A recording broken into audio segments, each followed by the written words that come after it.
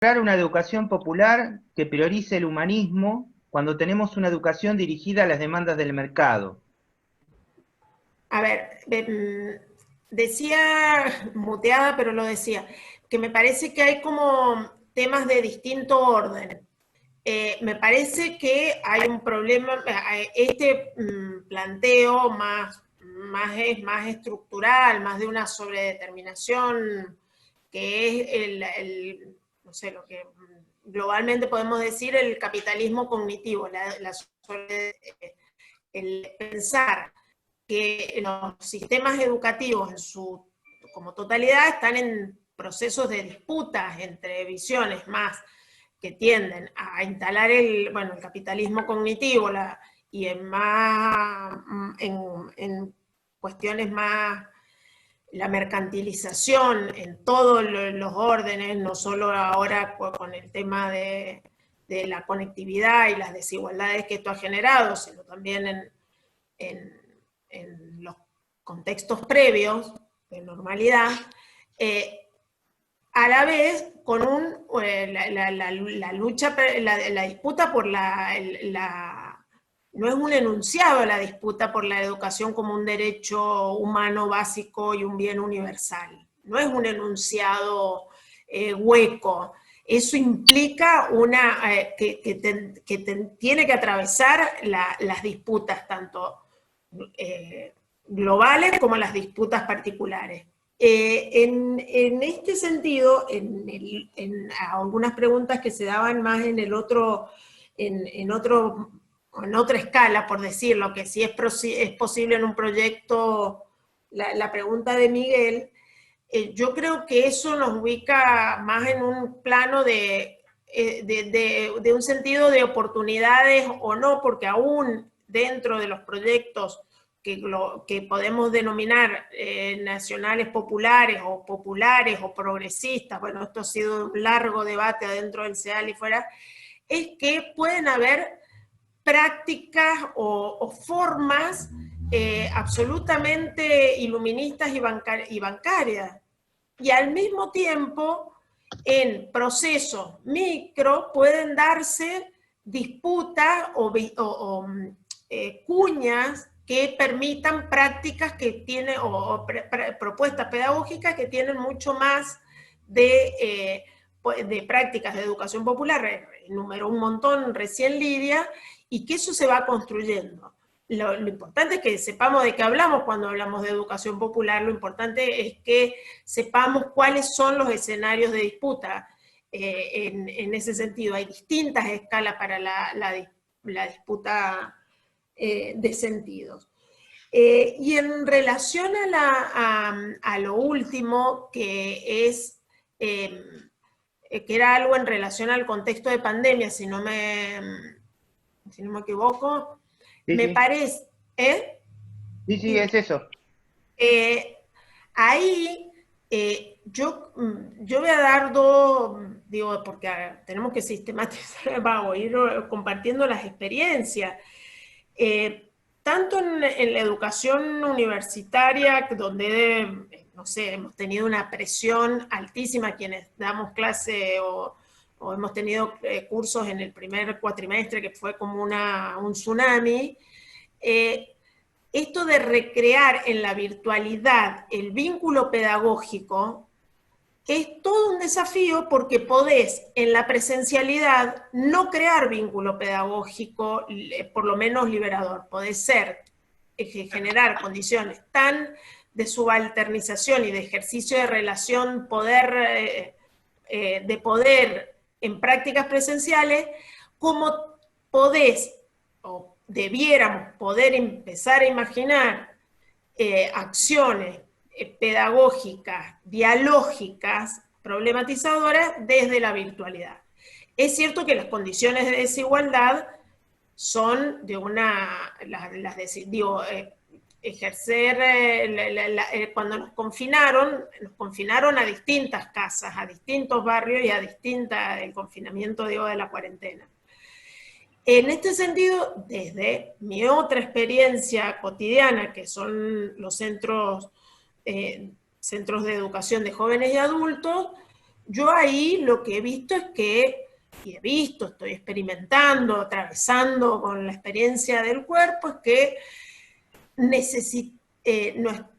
con nuestros estudiantes hay la necesidad de que sepan que lo mismo que reportábamos antes, de que son importantes para el sistema educativo, que ellos tienen un lugar en nuestros centros, que son reparadores de subjetividades dañadas, que la desigualdad de género, bueno, no quiero hablar porque, de las desigualdades de lugares de residencia, es necesario restablecer el vínculo social aún en la virtualidad, y eso se ejerce desde un profundo, como dijo Lidia, un profundo humanismo y desde ejercicio de la pedagogía, de la ternura en el más cabal de los sentidos. Y eso no tiene un mandato sobreestructural. En tanto desarrollemos pedagogías que puedan reponer ese lugar en este momento donde hay una fuerte, yo creo que hay mucho dolor y al mismo tiempo mucho desconcierto. Entonces ir proponiendo estas lecturas globales, pero al mismo tiempo reponiendo vínculos que no tienen un único lugar de ejercicio. La virtualidad puede serlo siempre y cuando no convirtamos los dispositivos en fin último o vacíos solamente como es que le llaman, como la ferretería de utilización, digamos, que sean instrumentos vacíos de sentido. Esa es la visión que estamos teniendo y que hay que empezar a juntarse para recrear incluso estos dolores. Y un capítulo aparte merece, entre paréntesis, es nosotras y nosotros, en tanto educadores, en el lugar social que tenemos y el lugar también que ha implicado esto de la escuela en la casa, que escuela y que casa. Digamos, esa pregunta por las desigualdades tiene que ser contextualizada en cada lugar y en cada colectivo en los cuales nos encontramos.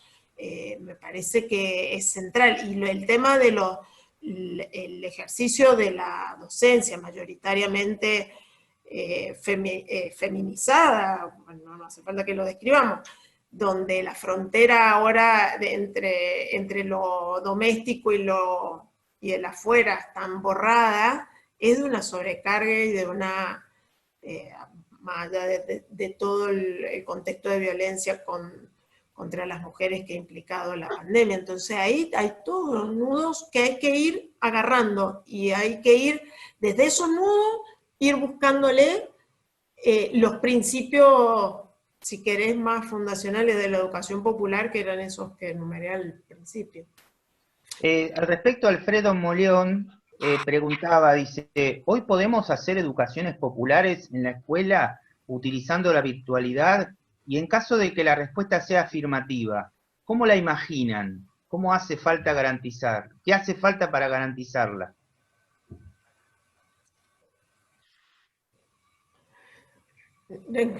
A ver, no sé si para hablando, yo creo que son múltiples los formatos. En este momento yo la experiencia que estoy teniendo es combinar algunas experiencias muy básicas de comunicación, de formatos muy sencillos de comunicación, hasta por WhatsApp, las cosas más sencillas de la comunicación en educación de jóvenes y adultos, estoy hablando acá.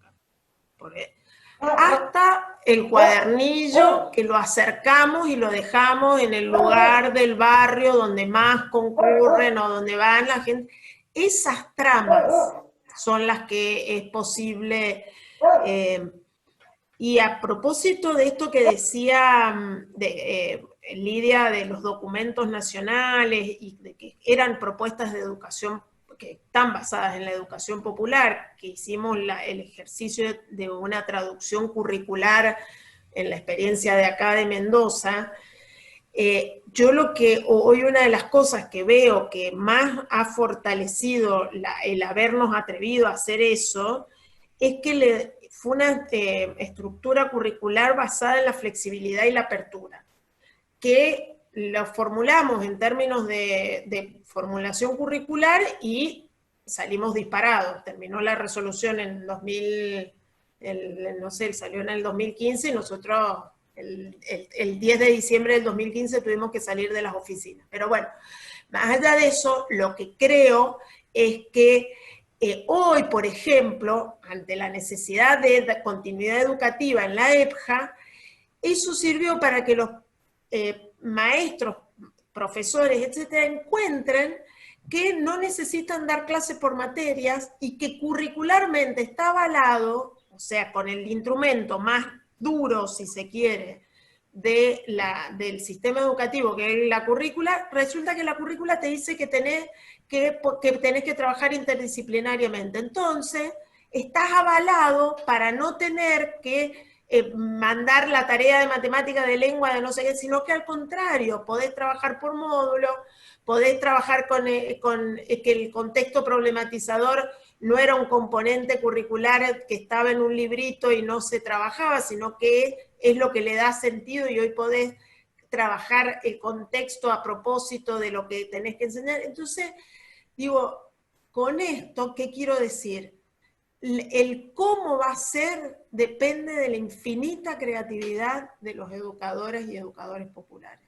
Yo de eso estoy convencida, no depende únicamente de una propuesta de arriba hacia abajo. Perdón.